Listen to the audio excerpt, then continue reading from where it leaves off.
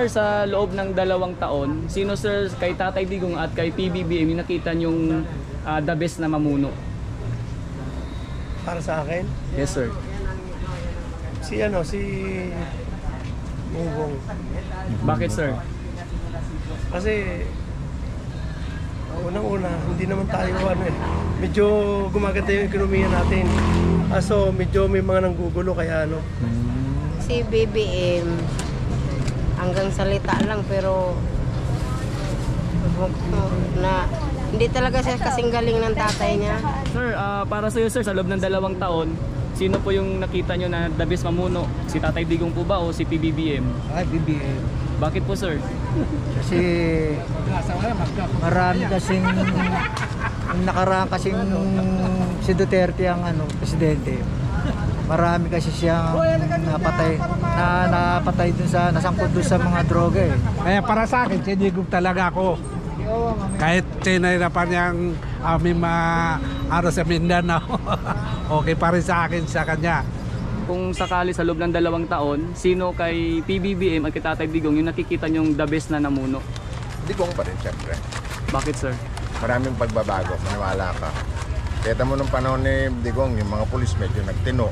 Maski sabihin mong natagdagan yung sahod nila, yung kalsada lumuwag. Ngayon nagbabalikan na naman mga tarantado. Maniwala ka, marami akong kilalang gumagamit. Ngayon nandyan na naman sila.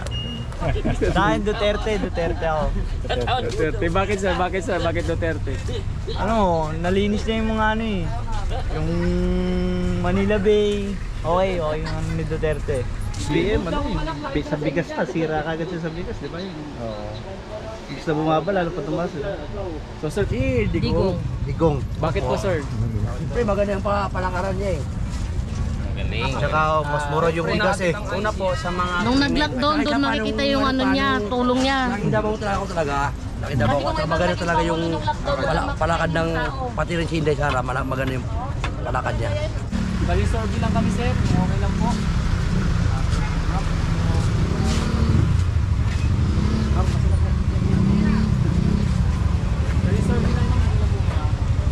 Dito tayo. Okay, shout out mga friend. Kaya survey lang po tayo. Okay, kunting tanong lang naman. Ikaw magtanong pre. Ay, sa daan. Ikaw na pre, ikaw naman. Anong tanong ba yan? Sa 2 taon pong pamumuno ni Pangulong Bongbong Marcos at saka ni Pangulong Duterte, sino po ang the best na nakikita niyong ginawa nila? Pamumuno nila. Sino daw? Sino ba? The best? Duterte o si Marcos daw? Duterte ako. Ha? Noy. Dahil Duterte ako. Duterte. Bakit sir? Bakit Duterte? Nalinis niya yung mga yung Manila Bay. Okay yung ni Duterte. Para sa akin yun Okay sir. Salamat sir, salamat sa opinion sir. Ito si sir. Si sir, may binanggit ito si Noy Noy.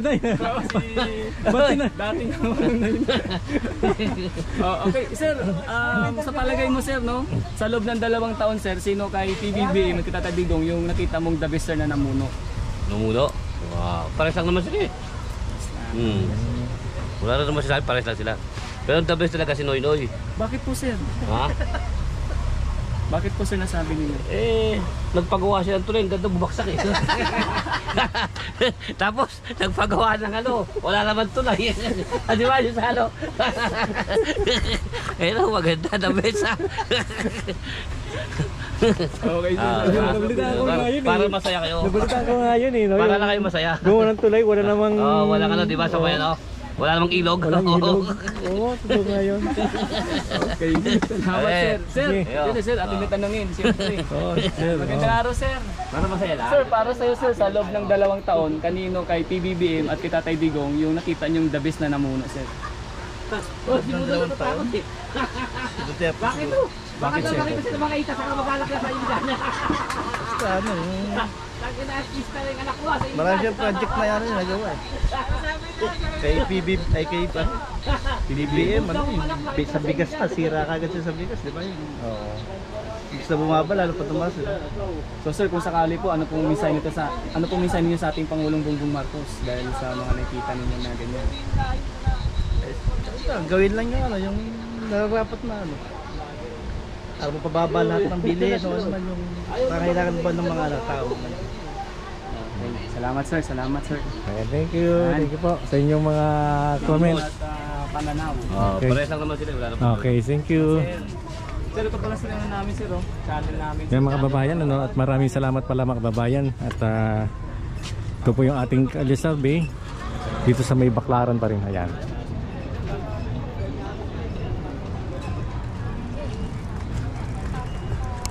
Kung sa dalawa, papapiliin ako sa pagbabago, di wala akong masabi dyan. Parehas lang naman mula nung si Duterte at saka ngayon eh. Kumbaga hindi kami nabibigyan ng magandang kinabukasan. Mayroon naman yung mga nakakarating na tulong pero hanggang doon lang. Pero yung mga hanap buhay namin, ganun pa rin. Wala na parang nabago. Pero okay naman po yung negosyo ngayon at kumikita pa rin naman. Ay, lalong mahina. Kasi nung si Duterte walang masyadong online. Ngayon ang nakakapagpahirap sa amin yung mga online, yung katulad ng Shopee. Oo nga. Dito sa amin yung parang isang kahig, isang tuka na lang kami. Yung kung baga ayaw bumili ng Shopee, yung mga deliver Shopee. Dito sa amin namimili. Pero mas mahina talaga, hindi katulad yung dati. Mas maganda pa nga dati yung kung ako tatanungin kay kay Noy kasi talagang mga buyer dati sa amin lahat kasi wala man dating mga online eh. Mamaya no, online pa na. Ang online ang nakakapagpahirap sa amin kasi yan ang mga Shopee kasi mayaman na yan eh. Lalo nagpapayaman lang yan eh. Kaming mahirap, nagsatsaga kami sa isang kahig isang tuka kung anong mayroon sa amin. Pero ang totoo, mahirap kami ngayon sa kaysa dati yung kay Noy medyo nakakakain pa kami ng maganda sa isang araw. Ibig sabihin mas pabor pa kayo sa pamumuno ni Ninoy Aquino. Opo, kasi wala dating mga Shopee, mga deliver online wala. Kasi ang nakapagpahina naman sa amin katulad nito, malalaki ang binabayaran namin ng pisto. Tapos yung buyer namin pa isa-isa na lang. Kumbaga, puro kami abono kami sa walang pumapasok na buyer. Yun ang kinakahirap sa amin. Sa totoo lang, mahirap na ang ganitong sitwasyon sa amin. Mahirap na talaga kami ngayon kumita ng maayos kasi siyempre, pag ang nasa Shopee ka, lagi kang namimili sa Shopee, mas papabor mo yung Shopee kasi wala ka pamasahe. Hindi ka na pupunta sa isang lugar na para mamasahe. Yun ang sa amin, ang kinakahirap sa amin dito sa pagtitindang sa ganitong bangkita, lalo minsan hinuhuli kami dito. Kumbaga lang, tiyagaan lang. Makakain lang kami ng mais sa isang araw, okay na. Pero sa hirap ng buhay namin, kung nakikita nila, hindi nila kaya simurahin yun. Sa totoo lang. Kasi minsan tumatakbo kami dito, pinapatabi kami. Ganun ba? Opo. Ganun talaga ang buhay namin dito. Sige po, maraming salamat po sa inyo. Tsagaan lang. Tsagaan lang. Maraming salamat dyan sa nasabi ko. Pero sa totoo yun, yung pinaka-dabis, mas maganda pa yung kay Noy sa pamumuno ni Noy dati kasi sa Shopee ngayon ang kumikita, yung mga katulad sa amin, lalong naghirap. Maraming salamat. Thank you. Nakalaban pala nyo ngayon, kahit nakakompetensya nyo pala ngayon, Shopee pala. Oo. Yun yung wala naman problema kasi sa totoong buhay naman, puro naman tayo gustong kumita, katulad yung Shopee. Pero ang Shopee talagang nagpapayaman lalo yan kasi sobrang dami nag-order sa kanila eh. Kasi mas pinapaboran yung mga nag-order na lang sa Shopee kasi hindi na sila namamasahe. Opo, yun lang. Maraming salamat. Thank you po. Yan. Yes. Shoutout sa mga kababayan natin dyan. Hello mga idol, magandang araw. Yan nakatayo na yung Gus. Magandang araw sir, mga idol. Opinion lang sir, opinion lang sir. Magandang araw sir. Sir, para sa iyo sir, sa loob ng 2 taon, sino sir kay Tatay Digong at kay PBBM yung nakita yung the best na mamuno? Para sa akin, Yes sir. si Bongbong. Bakit sir? Kasi unang-una, hindi naman tayo medyo gumaganda yung ekonomiya natin. So medyo may mga nanggugulo kaya kaya medyo dapat suportahan na lang yung presidenteng nakatayo para unang-una magsama-sama lahat para makuha natin yung minimithi. Yun lang po, yun lang po. Kaisa po, magkaisa lang. Pilipino, no? Oo. Talaga importante yan. Isa. Pare-pares naman kasi yung ano nila, meron silang mga agenda na ano. Pero kailangan magkaisa lang, yun lang. Kumbaga isa pa rin yung tahakin sir. Oo. Mahirap kasi yung watak-watak, hindi tayo magtatagumpay niyan. Ayun. Pare-pares naman sila magagaling eh. Wala naman akong pinipili sa kanila. Okay, salamat Ano sir. lang, magkaisa lang. Oh, yun lang, yun lang. Salamat Thank sa you. opinion. Thank you po. Thank you, sir. Maraming salamat. Ayan. Okay, Thank you. tayo pre.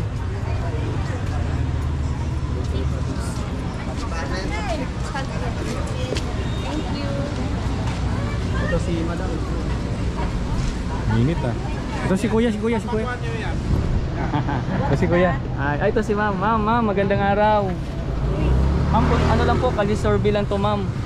Para po sa inyo ma'am, sa loob ng 2 taon, sino kay PBBM at kay Tatay Digong yung nakita nyong the best na namuno? Hindi kasi, okay si Digong, kaso lang hindi natin masyado na ano kasi pandemic yun eh.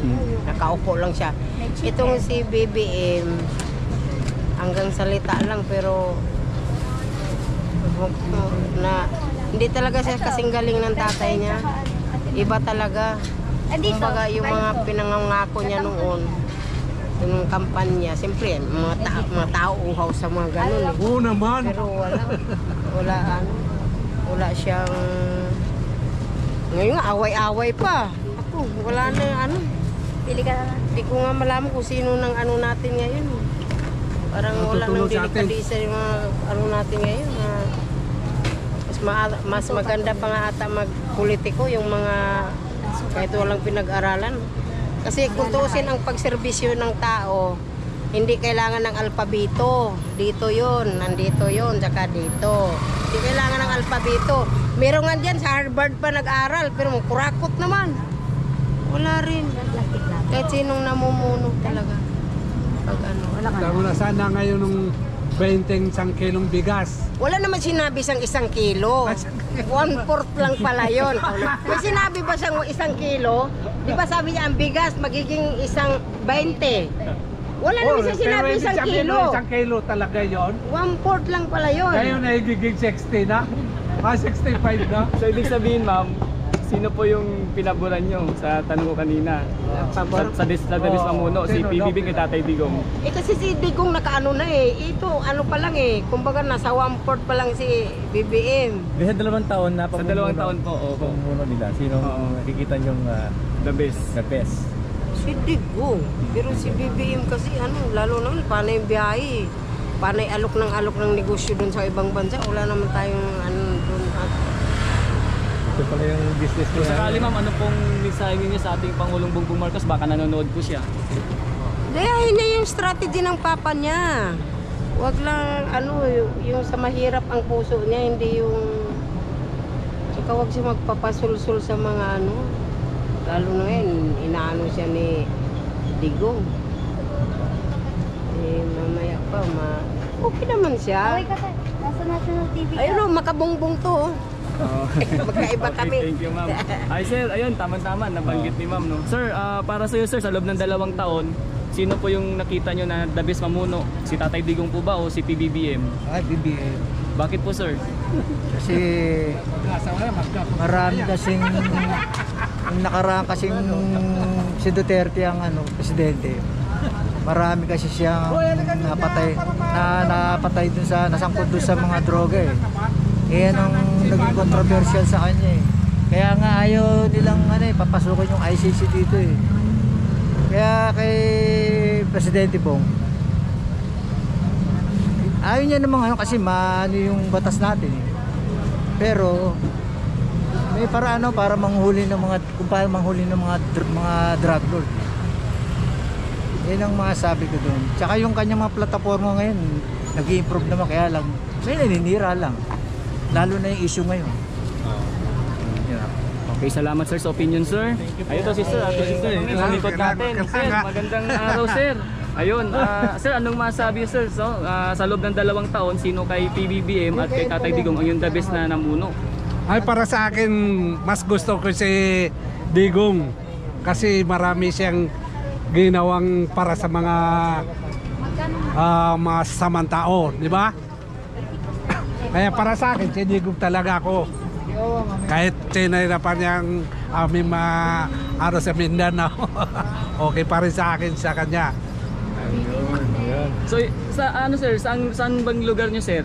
Sa Marawi City. Oy, taga Mindanao. So ibig sabihin sir, doon sa statement nung kung nanonood ko ng balita sir, di ba may ano po si Tatay Digong na ihiwalay yung Mindanao. Pabor po ba kayo doon sir? Ihiwalay yung Mindanao? Sa Pilipinas?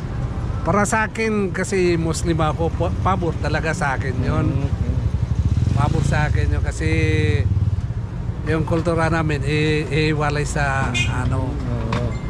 Kaya gusto kong maiwalay ang Mindanao sa ano. Okay, salamat sir. Salamat sir sa opinion sir at pananaw. Thank you sir. Tayo. Okay. Ating buwanan ng opinion. Sir, magandang araw sir. Sir. Sir, may kalisurvey lang kami sir. Kung okay lang po. Sir, ang tanong namin sir, kung sakali sa loob ng 2 taon, sino kay PBBM at kay Tatay Digong yung nakikita nyong the best na namuno? Digong pa rin, siyempre. Bakit sir? Maraming pagbabago, maniwala ka. Kaya mo nung panahon ni Digong, yung mga pulis medyo nagtino. Maski sabihin mong natagdagan yung sahod nila, yung kalsada lumuwag. Ngayon, nagbabalikan na naman mga tarantado. Maniwala ka, marami akong kilalang gumagamit. Ngayon, nandyan na naman sila. Digong pa rin. Ang problema lang kay Digong, yung pananaw niya sa outside the Philippines, kunwari sa China, ganyan. Medyo pagbuntot na doon. Pero yung internal sa Philippines, Digong pa rin. Okay, Mas salamat. maraming natatakot, maniwala ka. Yun ang kailangan ng Pilipinas, yung medyo madisiplina muna tayo bago makapag ulit. Salamat sir. Maraming salamat sa inyo. Salamat sir. Kumbaga kailangan ng kamay na baka. Mismo, para at least kahit paano ma-mold ulit tayo sa pagsimula ulit. Kung nawawala na yung takot, wala na eh. Kanya-kanya yan. Salamat sir. Salamat sa opinion mo sir. Thank you. Ay, medyo busy. Medyo busy sila. Ito, tanong natin si Idol. Good. Magandang araw. Busy. Okay. Salamat. So, salamat po mga kabayan ko, no? At tuloy-tuloy tayo. Ayan, sir, magandang araw.